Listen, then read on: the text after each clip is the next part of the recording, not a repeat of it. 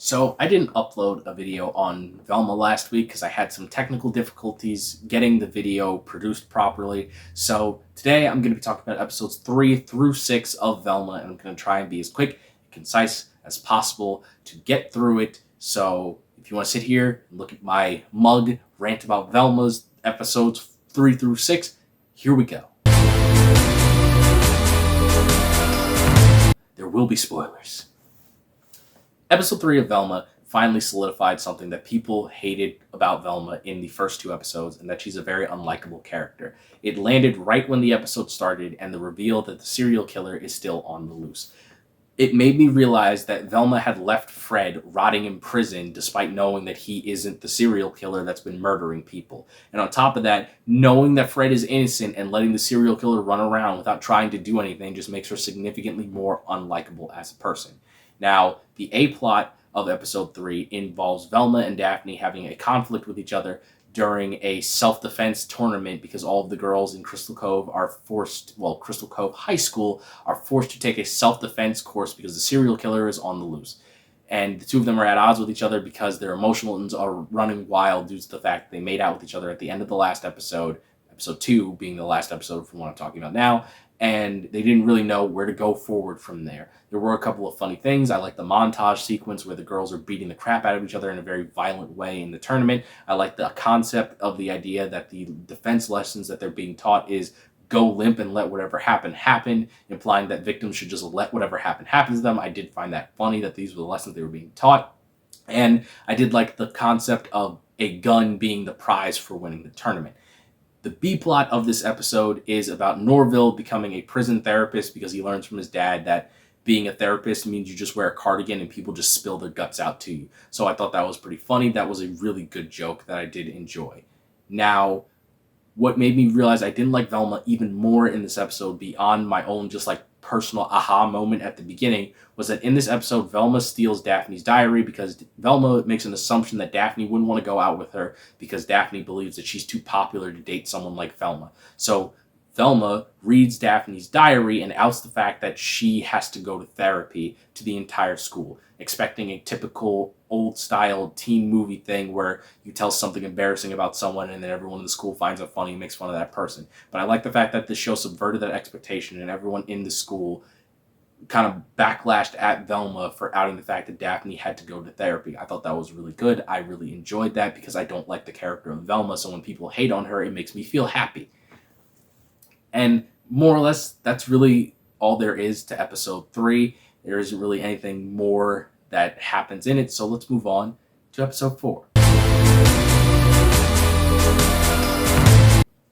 Episode 4, the A-plot of the episode deals with Velma having to create a hot list for the top 5 girls in the school, as well as then making those 5 girls, once chosen, look ugly to protect them from the serial killer, which there's a fundamental flaw with this because if you take the top 5 girls, because they learn in the episode from the police that the killer only kills attractive women that are high schoolers, which is uncomfortable because like a middle-aged man said that that is the criteria. So like I'm sure you can put together why a middle-aged man saying that high schoolers are sexy is uncomfortable. But anyway,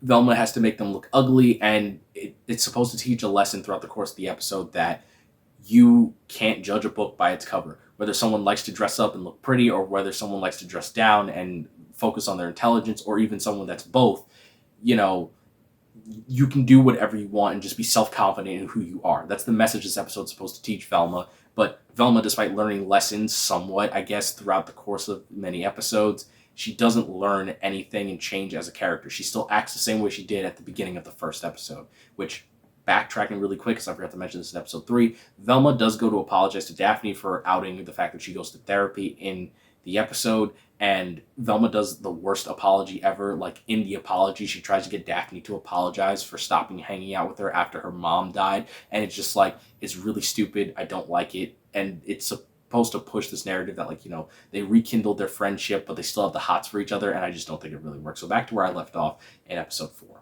So the theme of the episode is supposed to be, you know, empowerment. You're supposed to feel confident in who you are.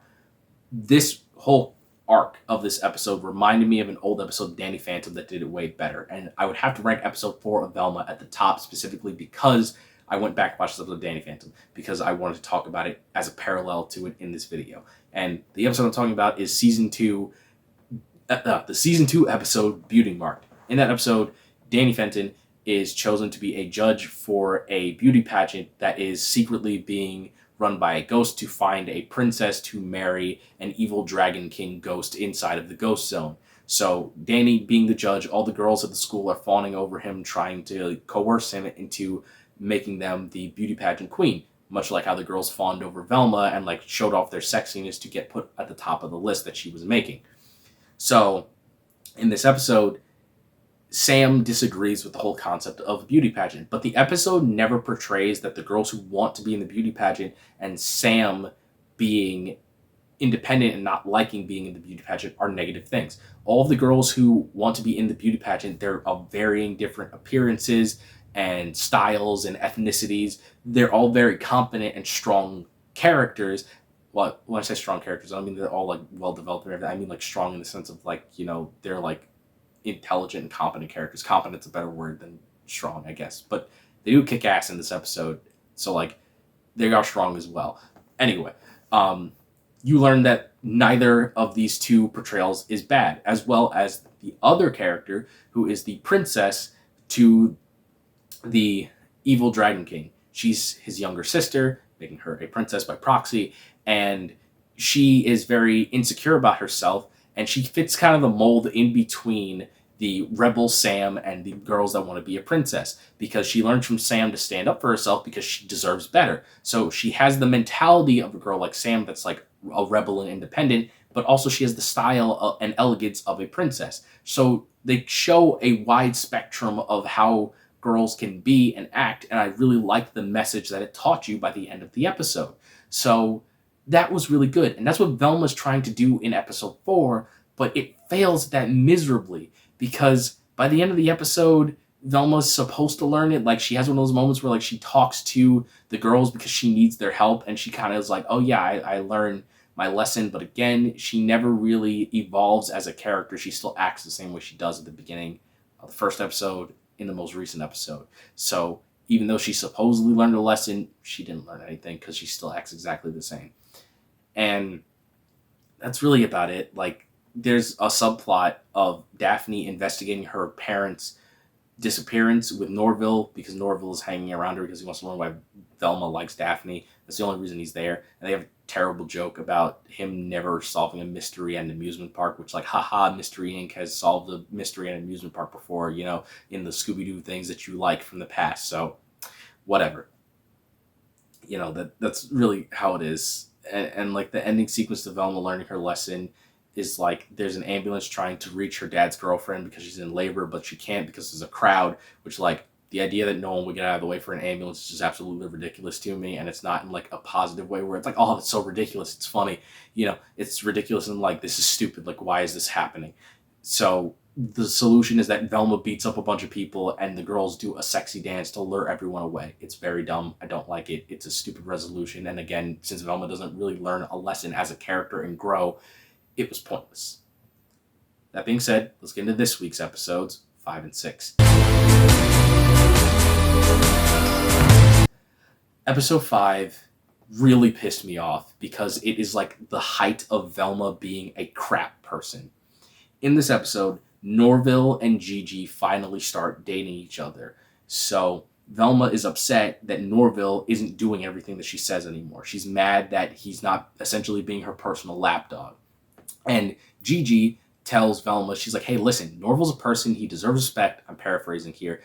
And he's not going to do everything that you say. So until he learns self-confidence and how to stand up for himself, he's not going to hang out with you and he's going to do everything I say. And I'm just like, you should have ended that sentence like half a sentence earlier. Like, if you took out that last part where Gigi's like, and he's going to do everything I say now until he learns self-confidence, implying that Gigi is a manipulative girlfriend, which she is because she like has Norville like get her stuff and like make her pants for her and stuff like that. And it's just like, why couldn't she just be a good person? Like, why is Norville the only character in this show that's a decent human being? Everyone else in this show is a scumbag to some varying degree, and I can't stand it. It's so infuriating. Like, why did you make a show where everyone sucks? Like, even sitcoms where all of the characters are supposed to be bad people so you can enjoy the comedic negativity that happens to them, they're still written to be entertaining and likable. Like, everyone knows George Costanza sucks as a real person. Like, if George Costanza was a real person that went through all of that stuff,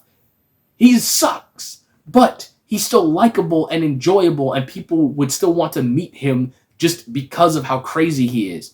That's how you're supposed to make an unlikable character work. But making every single character unlikable to a degree that you can't even enjoy seeing them go through a story and go through the growing pains of watching bad stuff happen to them, it doesn't work that way. It really doesn't. And it's so infuriating. So, due to the fact that Norville doesn't hang out with Velma anymore, Velma spends the entire episode trying to break up Norville and Gigi so she can use him to do whatever she wants again. And it's just like, why am I supposed to root for this character? I don't get it. Like, did you not think about people wanting to be on the side of this character? It's one thing for a character to make a mistake and you to be like, oh no, you shouldn't do that. Come on, why are you doing that? And then they learn the lesson afterwards. But having a character be so in the wrong and be the focal point of the episode, every single episode, is just dumb. Like, I don't understand why you thought this would work. It's so ridiculous. So she tries to, break them up. It doesn't work. There's a whole plot line of the fact that the party she threw is about with the band club, and the band geeks, they turn into like feral beasts when they don't eat their food. I don't mean like literal feral beasts, like they don't shapeshift or anything like that, but they like lose their minds and they start destroying everything around them when they get starving and don't take their medication. So like Velma, Norville, and Fred go out to go and get them pizza, but the town of Crystal Cove has a new curfew due to the fact there's a serial killer around, so if you're caught out after curfew, you'll be arrested. So they're out going to get food, and Velma sacrifices herself to let Norville and Fred escape. But like, Velma doesn't learn that like everything she's been doing the entire episode was bad. She doesn't learn that she was being a terrible person. She sacrifices herself for them, but she doesn't face the necessary consequences to reflect on who she is as a person. You would have thought that her house would have been destroyed and her family would have been upset because they stress in the episode that her dad's girlfriend doesn't want the house to be destroyed because they're about to bring home their newborn baby. And you think that when Velma gets home, the house is going to be destroyed and that she's going to learn, like, I deserve this or something like that, a moment like that. But no, she gets to the house, everything's fine because Norville made sure the house got cleaned up for her by ordering around everybody, which they make a point in the episode being like, oh, Norville didn't clean the house himself. He just made everybody that wrecked the house do it, which, like, do you understand that it takes more work to order people around to do something in a cohesive manner than it does just do it yourself? It might take more time doing it yourself, but getting a collective of people that were just freaking the hell out to organize and clean it is way more difficult. So it just, like, he's too nice. He's too nice to belong in the show. Norville as a character deserves to be in a better show with better people that genuinely care about him as an individual because, like, he's actually cool. And I like Norville, and I would hang out with him if he was a real-life individual. Nevertheless, Velma doesn't learn anything because of this, because any consequences she would have faced don't exist anymore. Like, sure, she got caught by the cops, but she just spent a night sleeping in a holding cell. Like, she wasn't affected by it in any way, shape, or form. So, nothing happens. Strangely enough, the B-plot of this episode, which is solely about Daphne investigating what happened to her missing family, is actually compelling because it is advancing her emotional and character-driven story throughout the show. And it's sad that Daphne has done more cohesive investigating in one episode than Velma does in 6 out of a 10-episode show about a character who's notoriously known for being smart at solving mysteries.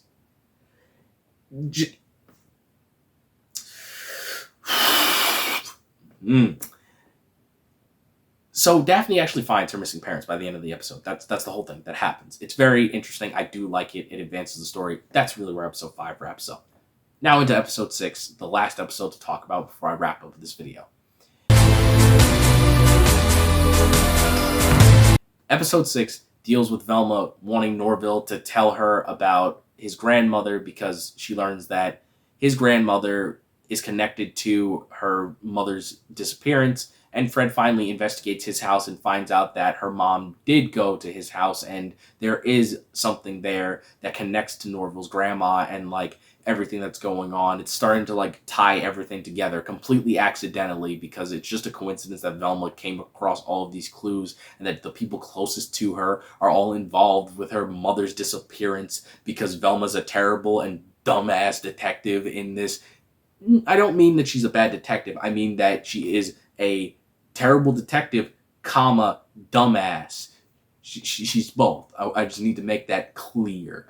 So they go and investigate Fred's basement, but I'm skipping way ahead. That's the end of the episode. That advances the plot, and I'll get to it at the end. But that's the A plot, basically. No, it isn't. What am I talking about? That's the A plot at the end of the episode. The rest of the episode, Velma, is that Velma is trying to rekindle her relationship with her father because she learns that the reason why she has heart attack hallucinations is because she has daddy issues. And they try to play it as a joke, being like, oh man, I have daddy issues. You know, maybe I should turn to drinking, which is ironic because the show literally starts with Velma narrating how this show isn't going to be a groundbreaking different thing. And now in this episode, Velma has generic daddy issues and considers drinking alcohol. Like, you couldn't even be consistent with your own meta jokes that you established in your own show. Way to go, Velma. I'm so proud of you.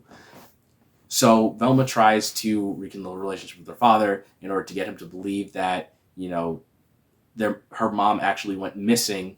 And there actually is one thing that I will put this clip in because it's the only thing that made me laugh in this entire show that was like so funny. Like, I laughed a few times at the show and like there were jokes, but like this was the funniest thing so far. And one day it will work.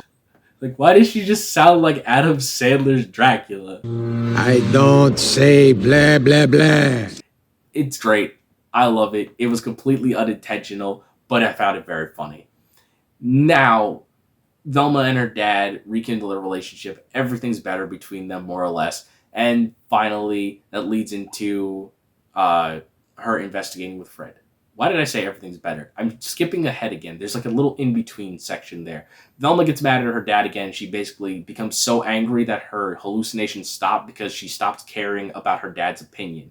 But then her dad, you know, comes up to her. He's like, hey, listen, baby, I do love you. You know, you're still my daughter. And then her hallucinations come back because, you know, he loves her again, so she cares about his opinion, but he still doesn't believe her in the investigation of her mother. And then coincidentally, he finds a letter that was written by her mother, and he's just like, I believe you that she went missing because this clue is in your mother's handwriting. And it's like, holy crap, this is crazy. Wow. So Velma doesn't have her hallucinations anymore because her dad believes her and all that well and good nonsense and blah. Daphne's side plot is the most interesting. Daphne meets up with her parents. She finds out that her parents are just criminals that are terrible people that abandon her. Her criminal parents get caught by her new parents and they're arrested. And it's just actually like genuinely good and progresses Daphne on an emotional level. And I very much like it because, you know, it's a story that's being told cohesively as opposed to Velma's story. Now, that's more or less where the episode ends. They get information about Velma's mom. Daphne is on her own side quest, living her best life, which I'm so happy for.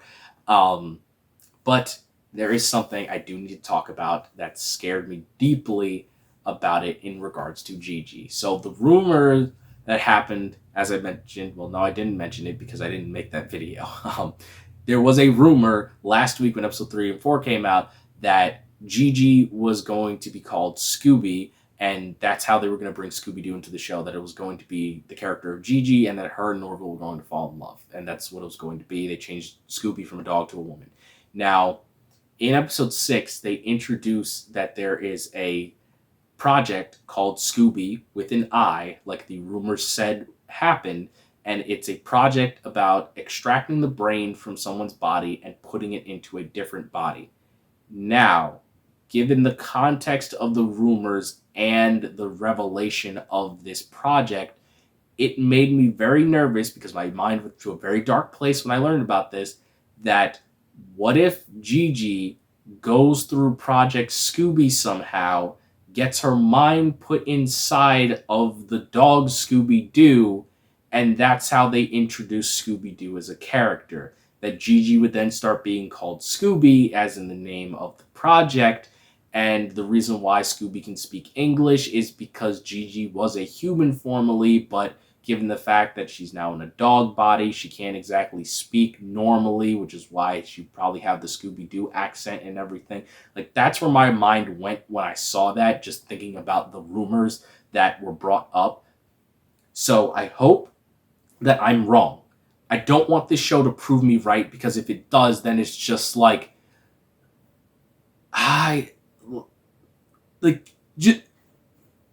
there's a point where you have to realize that people are going to hate you for what you're doing. So, like, when is the time where you realize you shouldn't do it? That's where I'm going to be at if what I just thought of actually becomes true. It's very crazy, but, like, this show is... So, like, it's believable, and I hope it's not true. Nevertheless, there's one last thing I will say before I'm done with this episode. This show is so far up, like, its head is so far up its own ass, it doesn't even realize when it's showing the character traits of the main character as a bad thing. Like, you as a person watching the show know that Velma's a terrible person from all of her actions. But in the show, Fred overcorrects, basically. Like, he starts to show as, like, a misogynist, and he then overcorrects, and he's now, like, a feminist SJW. And the show portrays this because, like, Fred is, like, saying all this stuff to Velma as Fred being super annoying and you shouldn't like it. But then at the same time, Velma is the literal same exact person. So, like, how can your head be so far up your own ass that you don't realize that you are portraying the character traits of the main character who's supposed to be in the right and likable and that everyone's supposed to follow and be in love with as negative when you put it on someone else? It doesn't make any sense. It doesn't work together that way.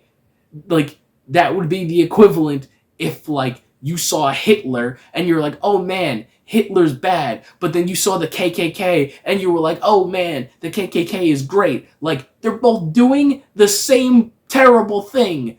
Like, just because you're switching it from one to another doesn't make it better. They're both bad and you're stupid for not realizing that. That was a very dark comparison, but what do you want from me? That's what I came up with. That was the first thing that popped in my head. So that'll be it. I talked about this as fast as I could, given the circumstances, talking about all 4 episodes in one. I hope you enjoyed. And I'll be back next week to talk about episodes 7 and 8. Hopefully. I hope I don't screw up the video and then have to come back and make, like, a video doing episodes 7 through 10, because I don't want to do this again. Alright. I'm the Innocent Villain. Remember, you're innocent to prove villainous, and I'll catch you next time.